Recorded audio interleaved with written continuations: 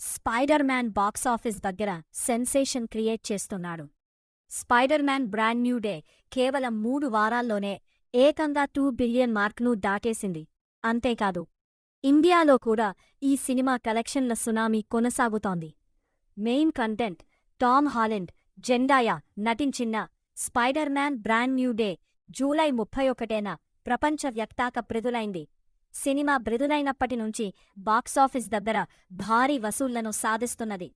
3 వారాలు పూర్తయ్యే సమయానికి ప్రపంచవ్యాప్తంగా సినిమా 2.02 బిలియన్కు పైగా వసూలు చేసింది.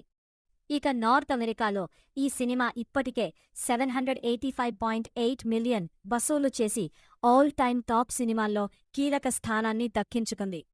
ఇక ఇండియా విషయానికి వస్తే spider Man Brand New day ఇప్పటికే 57 కోట్లకు పైగా గ్రాస్ కలెక్షన్స్ సాధించింది. దీంతో ఇండియాలో అత్యధిక వసూళ్లు సాధించిన హాలీవుడ్ సినిమాగా కూడా నిలిచింది. మరో ఆసక్తికరమైన విషయం ఏమిటంటే, ప్రపంచవ్యాప్తంగా 2 బిలియన్ మార్క్ను చేరుకున్న సినిమాల్లో ఇది అత్యంత వేగంగా ఆ మైలురాయిని అందుకున్న సినిమాల్లో రెండో స్థానంలో నిలిచింది. మొదటి స్థానంలో అవెంజర్స్ ఎండ్ గేమ్ ఉంది.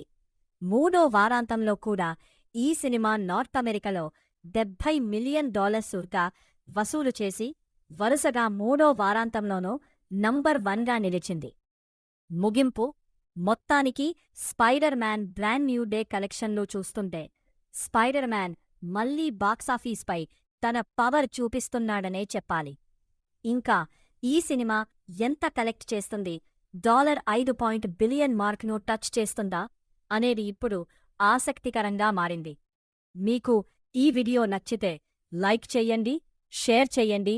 ఇంకా ఇలాంటి సినిమా అప్డేట్స్ కోసం ఈ ఛానల్ను సబ్స్క్రైబ్ చెయ్యండి.